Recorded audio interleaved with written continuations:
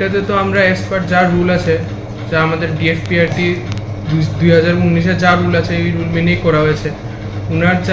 উনি প্রেস কনফারেন্সে স্যার যা বলেছেন যে আমরা এটা 5 লাখের উপরে টেন্ডার করলে এটা অনলাইনে করতে হয়। অ্যাকচুয়ালি এটা তো টেন্ডার না, ওয়ার্ড টেন্ডার তো না, এটা তো quotation for finalisation of rates. তো কয়েকটা জিনিস আমরা কয়েকটা মেটেরিয়ালের রেট আমরা ফাইনালাইজেশন করার জন্য অ্যাজ পার রুলে যেভাবে করা হয় শর্ট কোটেশন, ওইভাবেই আমরা শর্ট কোটেশন ডেকে ওইটাকে আমরা আইসিএ ডিপার্টমেন্টকে দিয়েছি নিউজ পেপারে পাবলিশের জন্য, আমাদের গভর্নমেন্ট ওয়েবসাইটে পাবলিশ করার জন্য আমরা মেইল করেছি, আমাদের নোটিশ বোর্ডে লাগানো হয়েছে, সবখানে ওয়াইডলি পাবলিশ করা হয়েছে নোটিশ বোর্ডে বিভিন্ন আমাদের অফিসে। তো এটা তো অ্যাজ পার যা রুল আছে এভাবেই শর্ট কোটেশন ডাকা হয়েছে।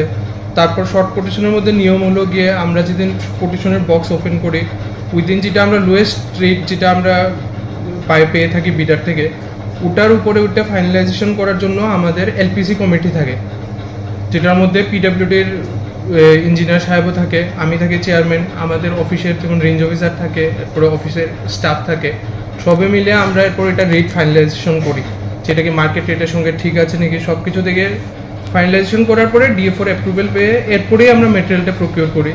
তো এটা আমরা করেছি যাতে আমাদের যে কোনো স্যাংশন আসলে যাতে কাজের মধ্যে কোনো দেরি না হয়, সঙ্গে সঙ্গে আমরা প্রকিউর করতে পারি, এই জন্য আমরা শর্ট কোটেশন করেছি, যা একদম অ্যাজ পার রুল যা আছে ডিএফপিআরটিতে যা রুল লেখা আছে, যতটুকু লেখা আছে এর মধ্যে করা আছে। এটা কোনো ওয়ার্ক টেন্ডার না, এটা হচ্ছে মেটেরিয়াল রেট ফাইনালাইজেশন করার জন্য আমরা কোটেশনটা রেখেছি। আর ফরেস্ট ডিপার্টমেন্টের ম্যাক্সিমাম কাজে কি করা হয়, আমাদের যা স্যাংশন দেওয়া হয় স্যাংশনের 15% অলরেডি আমাদের কমিয়ে দেওয়া হয়, যাতে এটা আইও মোড ইমপ্লিমেন্টিং অফিসার মোডে কাজটা করার জন্য। তো কোনো সময় আমাদের ম্যাক্সিমাম সময়ে আমাদের মেটেরিয়ালটাই আমরা টেন্ডার করে কিনি, ওয়ার্ক তো আমাদের implementing officer, range officer, Forster তারাই করে থাকে।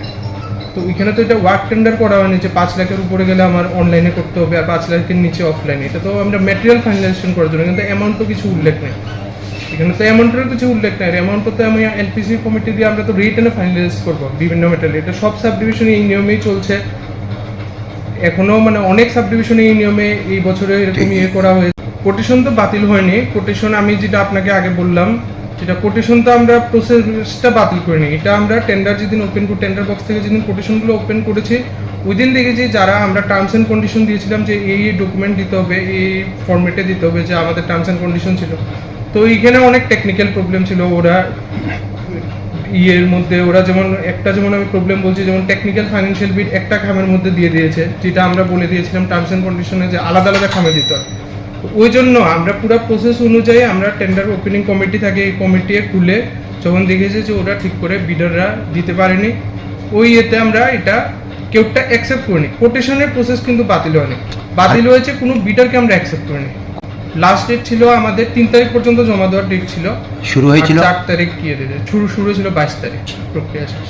কতজন অংশগ্রহণ করেছিলেন? অংশগ্রহণ করেছেন আমার মতো খুব সম্ভব 12 জন করেছিলেন, আমরা যেটা বনে দেখলাম 12 জন, 12টা আমাদের কাগজ জমা পড়েছিল। তো 12টার মধ্যে কোনোটার মধ্যেই ঠিক করে ডকুমেন্ট বাতিল আমরা তো 4 তারিখে কাউকে তো অ্যাকসেপ্ট করিনি, আর 5 তারিখ এটা আমরা যেমন আমাদের হায়ার অথরিটিকেও জানিয়েছি, ডিএফও স্যারকে জানিয়েছি যে এটা আমরা কাউকে অ্যাকসেপ্ট করিনি বলে। Step into a place full of new ideas and opportunities at Techno India University Tripura, where you learn, grow and build your future. A place that truly helps your dreams become a reality.